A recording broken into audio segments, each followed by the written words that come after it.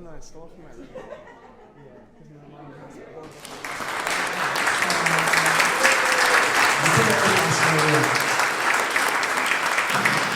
So, can you all shout out quickly as you can, all the different attributes for millennials? Entitled. Precious. Short attention span. Short attention span. Entitled. I'm giving you some help here. Precious.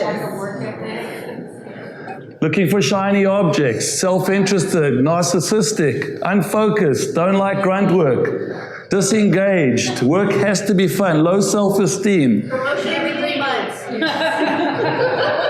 Participation trophies. Participation trophies. Looking for shiny objects. Lack of interpersonal skills. They're lazy.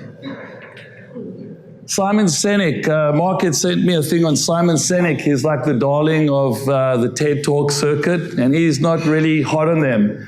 Thinks that their parents are pulling strings to get him to good colleges and get good grades, that everyone wants a trophy. They're slaves to technology. Mark spoke about that, and they're impatient. They're always looking for instant gratification. So let's talk about it. What's a millennial? So I did an extensive amount of research last night on the internet, and I found out that it's people aged between 39 and 19.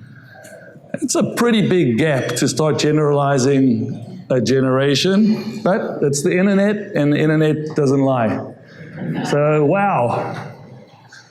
Basically, you have to write off 35% of the US workforce. Like, I mean, how can you start a business if you have to hire these people? I've got 3 children, they're all millennials, and I want to get a refund. Don't want them anymore. They're useless. So, about 6 years ago, my best friend and myself started a business with these 2 young guys. I was in my late 40s, my partner a little bit younger than me, but the same, and our partners were 25 and 23 years old. Absolute geniuses. And since then, we started just the 4 of us, and Jason, who's like he was a millennial at the time, joined us, and since then, in about 5 years, we've grown. We're at about 150 people now. And by the end of the year, we should be about 200 people. We haven't taken any funding. It's all just been on just sweat and tears and a little bit of muscle and a bit of a hammer.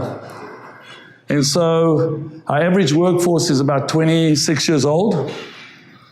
And so we're probably doomed. You've got 40 years old, 20-year-olds as partners. And then our average workforce is 26 years old. So how could you possibly make a go of a business with this generation of energy vampires? And so my perspective on millennials is a little bit different. I think they're curious. They're well educated. I think they have great work ethic. They've got great empathy. They're leaders. They're team players. They're dynamic. They're diverse. They're well-rounded.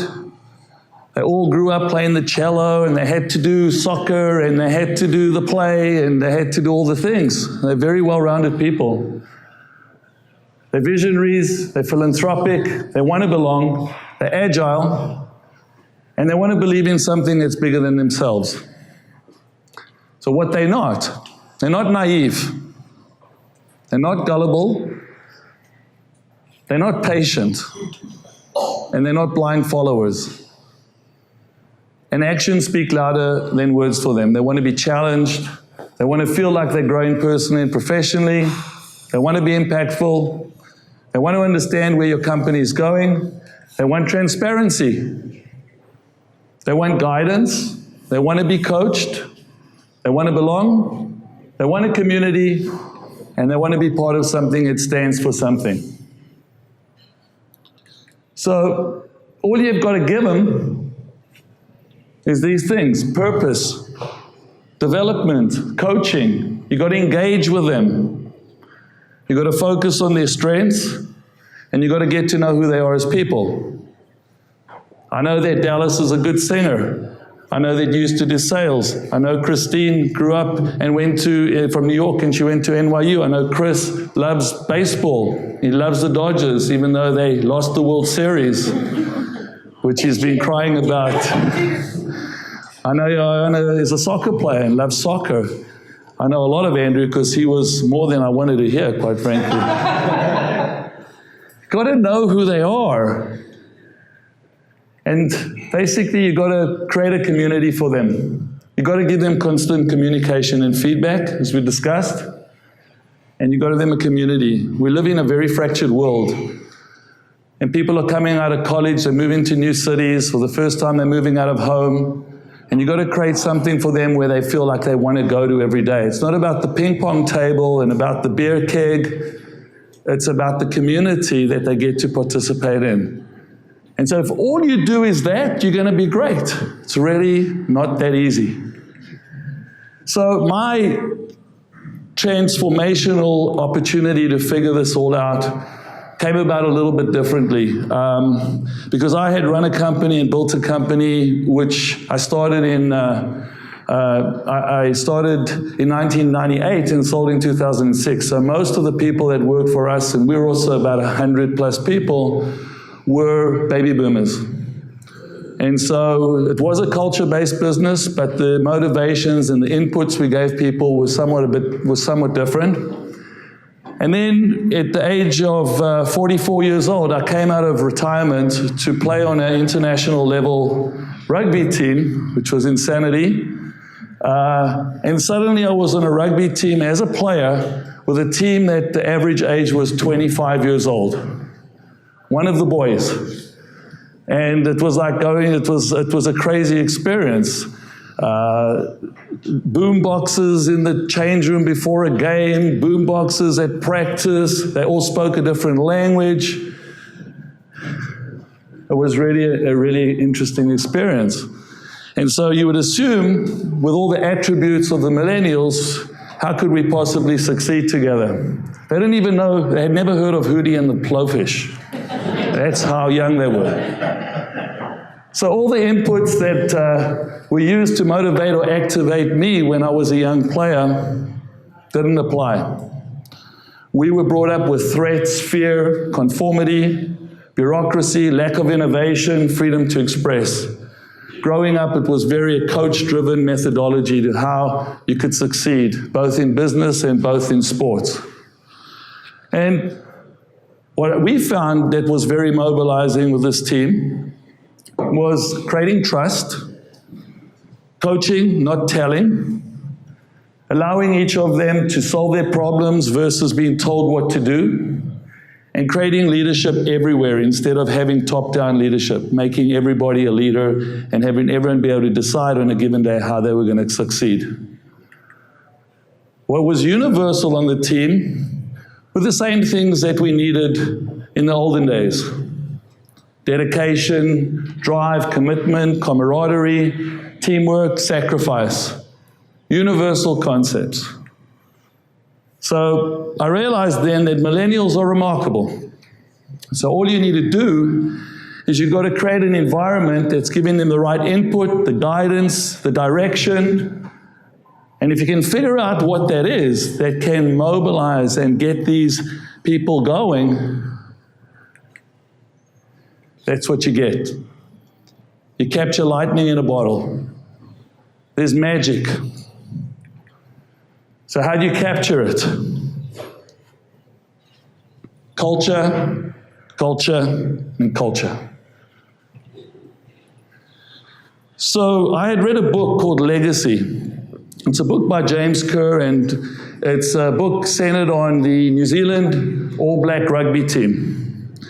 Arguably the most successful sporting team in the history of all sports.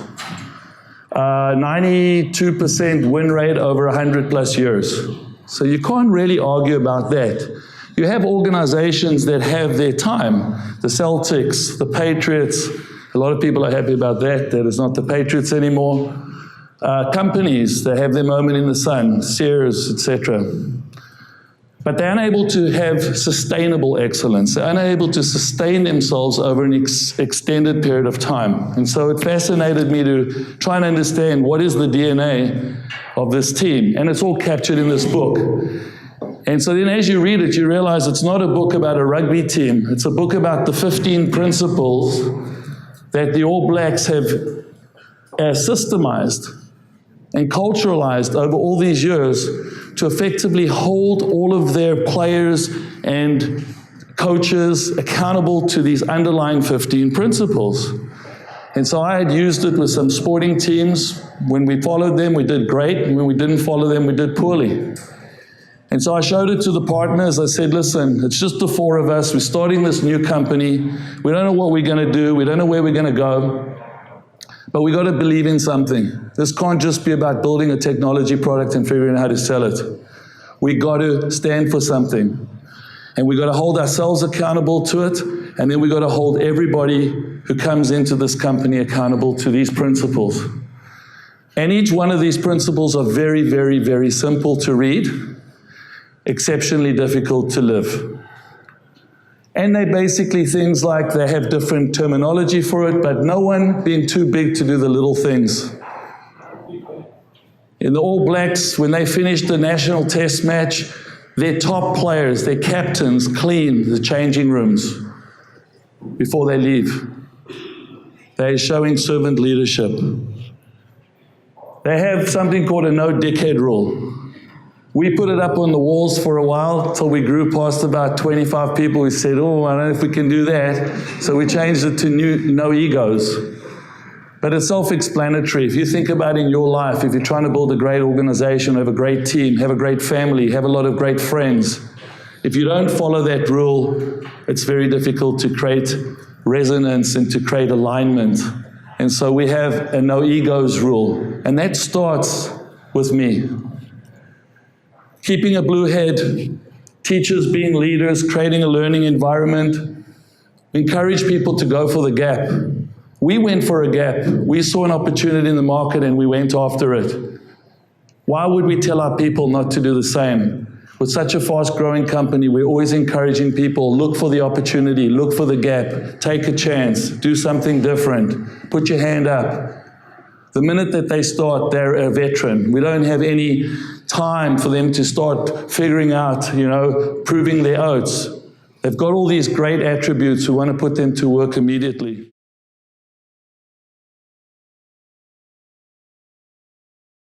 So it's actually an interesting concept. It goes to actually neuropsychology. And there's a concept that your brain is broken up into two parts. One is your blue, which is your left, which is your logical side. And then you've got the red, which is the reactive side. It's the caveman, fight, flight, or freeze. And so the whole concept is if you can be aware of why you're reacting in a certain way, using the left side of your brain, keeping a blue head, when you're in times of pressure, when you're in times of where you're getting some opportunities to make bad decisions, by keeping a blue head, you center yourself, you recognize that the responses you're getting, anger, fear, jealousy, hatred, ambivalence, are being driven by your red brain, and you switch on your left brain and you try and counterbalance what's going on with your red, and you have the blue taking over. And that allows you to take a few deep breaths and basically focus in on what is the challenge. I recognize why I'm responding in this certain way, and now I can go and come up with a game plan as to how I'm going to address it. And that allows for people to make better decisions. When you make decisions and you get afraid, you start breathing. And when you stop breathing, the blood stops going to your brain, and your brain stops working. I wish I had read this when my kids were younger. Truly. And so we talk, each one of these is something that we are talking to people all the time about. We speak about it all the time. And I'll get into that in a few minutes. And then changing your game when you're at the top of your game. One of the biggest challenges with companies, whether it's Motorola, Sears, all of these companies that have had these precipitous falls, and it's covered in a concept by George Lamb called the growth curve. And I was going to cover it today, but I didn't think there was enough time. But we speak to all of our people about the growth curve, which is a study of organisms. And companies are organisms. They're living organisms. They have an inception, they go through a startup phase, they go into a formative stage, then a normative stage, and then they generally die. If you look at extinct species, companies, and there's certain attributes that start creeping into companies over time that if you don't absolutely stamp out, they're going to cause that precipitous drop. And so we speak to all of our people. They're coming straight out of college. Many times they haven't been spoken to about things like the growth curve. We're asking them to read a book about a sport and a country that many don't even know about, and about principles that many people weren't speaking to them about. And we're trying to show them that these are important concepts. It's part of being a good ancestor and paying it forward to them. And so we talk about the growth curve, and the things that are going to impact the growth curve at a certain point in time is arrogance and complacency. Great organizations fail when those two elements creep in. And so it's always being real. Always understand that you're not doing as well as you think you are. You're not as good as you are. You're not as big as you are. Staying grounded. And we try and keep everybody grounded, but in a way that is still motivating for them to succeed. Asking why. A lot of times people come in and say, yeah, we need to do this job. Start doing the work. If they don't ask us why, we're going, how is it possible you're going to know if you made a mistake? And so we're constantly asking our people to ask why. And so we have a policy where if they go to a manager or a supervisor and they say they have an idea, they have a challenge, and the supervisor and them can't get to a meeting of the minds, they're required to take it to the next level. And if they can't solve it there, they're required to take it all the way until they come to me. They have to have the opportunity to keep pushing until they get resolution. And usually resolution happens before that. But if it doesn't, I don't want anyone in the company not feeling like they got heard or they got the right understanding of why what they suggested wasn't either the right thing or the right time. Because really those are the only two reasons not to follow something. We've got 150 people. If every one of those people has a great idea, we've got 150 great ideas. And so you have to create an organization that's encouraging and capturing it and actioning on it in a very efficient way. And we're trying to do that, and we try to do it all the time. And training to win. I didn't train well enough for this because I'm still reading from the screen. Ideally, I'd be able to just go like this. I wouldn't have to look back. And so in concept, everything you're trying to do, you need to put the time, the effort. You get in on a call with a client. You get in on the call with a client that's not happy with what we're doing. If you just go in and you don't practice, you don't prepare yourself, you're going to not have a good outcome. And that goes to all other elements of your life. You can't just say, I want to be faster, I want to be stronger, I want to be a better listener. You have to come up with an action plan. And so what we're trying to encourage all of our people is you can't just say, I want to do this thing. You've got to say, how are you going to do it? Definitely understanding what it is. And so we do things like 360 feedback amongst the senior leadership. But then we went and shared it with all of our people in the company. And that level of transparency is important because they say, you're not just telling us we got to do better. We're showing them that we recognize that we're not perfect. And we have to have action plans. And we're doing the things that we need to do to be better. And that's why it's reasonable that we're asking them to do it as well. Creating your rituals. A big part of why we're doing it and we want to do it is we want to be a good ancestor. If people come to us for 3 months or 3 years or 10 years, we want their time with us to be meaningful to them. If we look back at the attributes of what truly drives millennials, these are important things. But in the context of being good leaders, that's the greatest gift you can give somebody. Nobody ever taught them about these principles in school or in the other jobs. And so if we have an opportunity to teach people how to deal with pressure by keeping a blue head, or if we can teach them how to be a better leader, how to learn how to be a servant leader, how to pass the ball, how to be a good teacher, how to be somebody who's a good student, asking why. These are universal skills we give people that when they go out into the world, to their families, to their friends, to their sporting teams, to their theater groups, to their church communities, they can take all of these lessons with them. And that's the greatest gift you can give when you're running a business. What's in it for us? Motivated and exceptional people. That's what we get. And so that's our recipe. It's all over our walls. We've got a few of these like this. If we have all of this in the recipe basket, we're going to have a wonderful cake at the end. So this is something we're talking about all the time with them.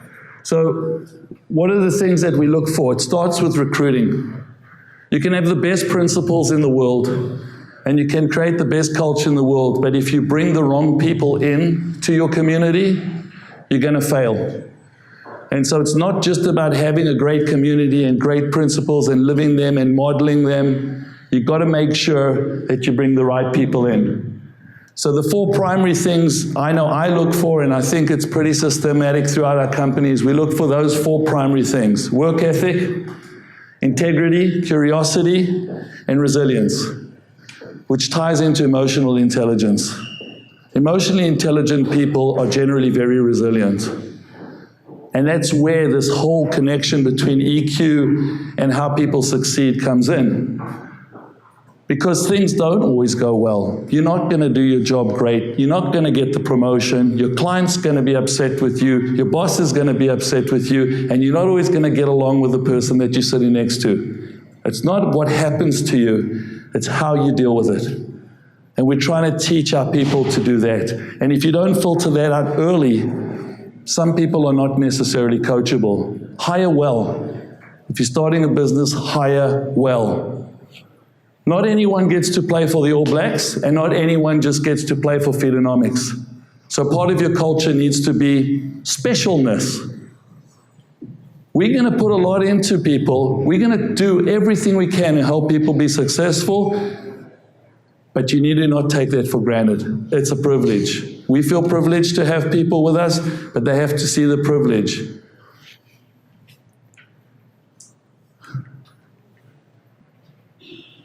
Big problem in corporate America is we need to have principles. I'm not saying that happened with Motorola, but they get a marketing team, they get a focus group, they put it on the wall, they say, these are our values, these are our principles. If you don't believe them, it's better not to do it at all. Because we spoke about it, this generation, and quite frankly, every generation sees through the bullshit. And if you don't do what you say, it actually puts you in a bigger challenge. They'll call you out. They won't believe. People who don't believe won't follow. They'll come to work. They need a paycheck. But they aren't going to do what needs to be done to be excellent. So there's a concept that I read in a book. It's a great guy called Patrick Lencioni. If you see me afterwards, I can give you the name. He's written a bunch of really good books. 5 Dysfunctions of a Team, Meeting by Death, just great little fable books, but really speaking to challenges you'll find in a business. And he wrote a book called The Advantage. I highly recommend if you're running a business or an organization or doing anything, it's a great read.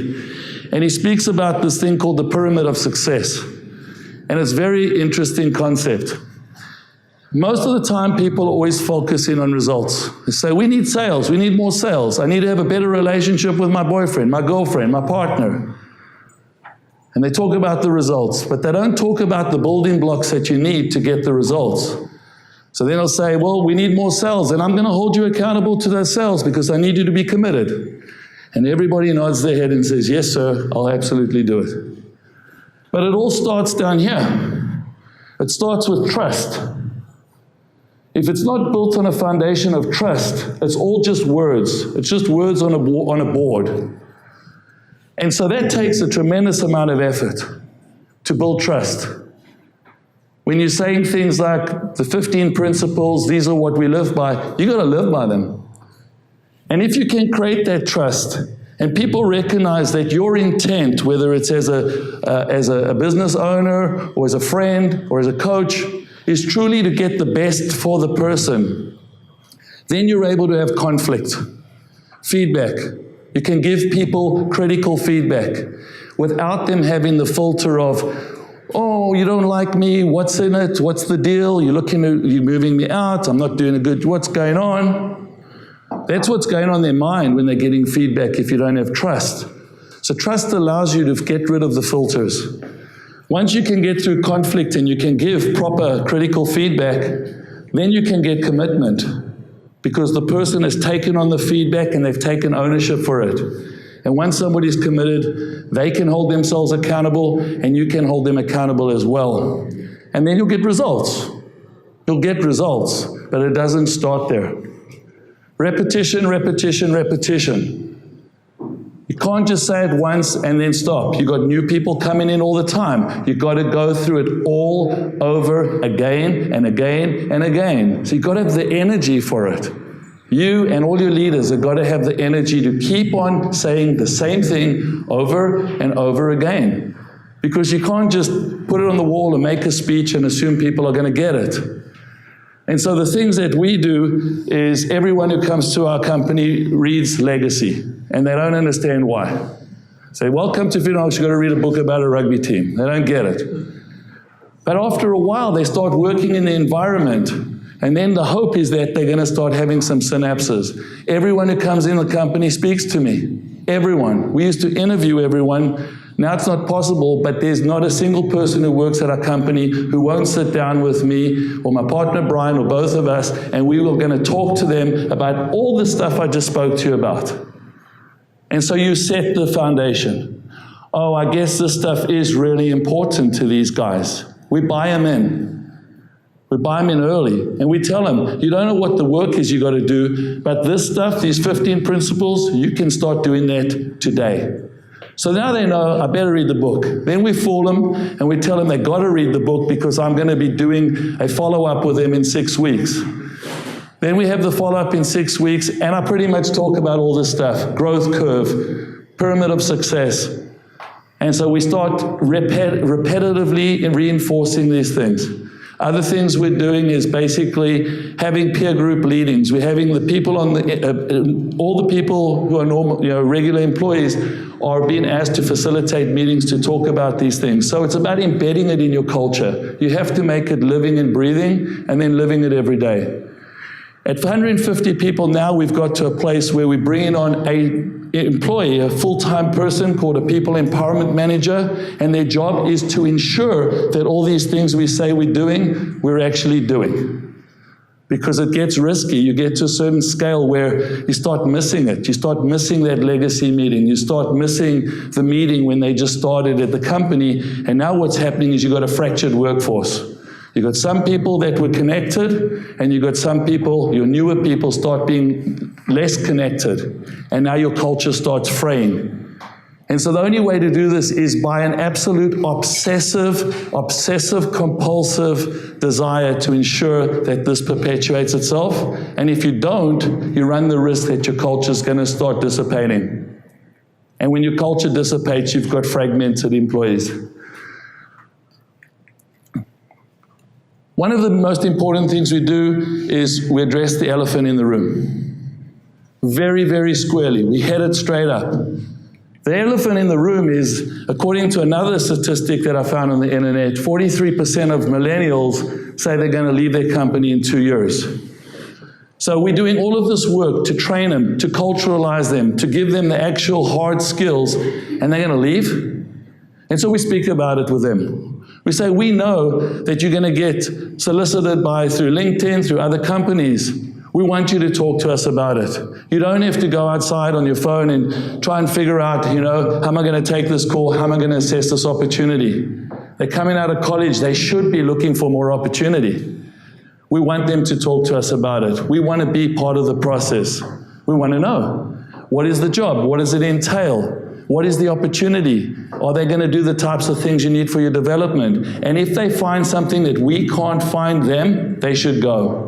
Because our job is to be great ancestors and let them leave their legacy with us.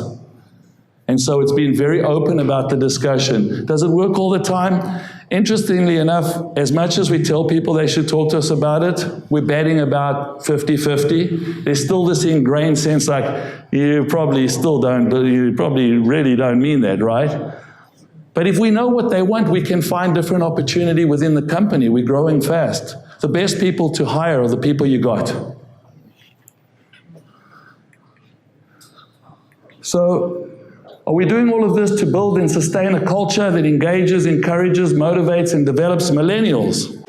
No. We're not doing it for that purpose. The reason we're doing it is to build a culture that nurtures, coaches, develops, encourages, and motivates everyone, all human beings.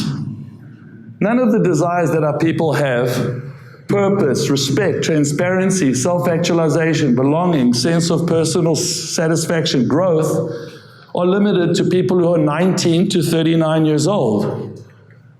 They're universal. They're universal needs and desires, and if you can tap into them and understand what motivates and drives people to succeed, you're going to be able to capture